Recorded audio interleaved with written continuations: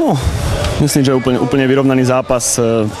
Rozhodla vlastne jedna taká vec, že v presilovke sme nedokázali v závere vyrovnať.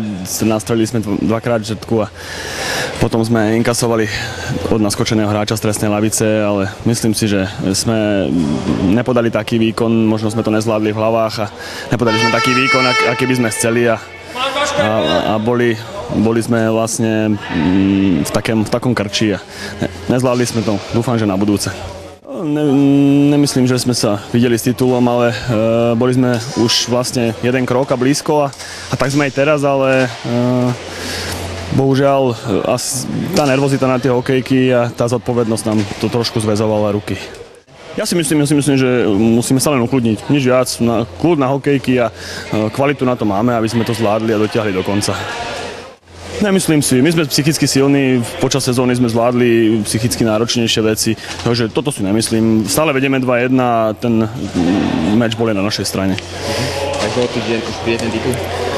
Nechcem hovoriť, že príde, ale dúfame v to všetci.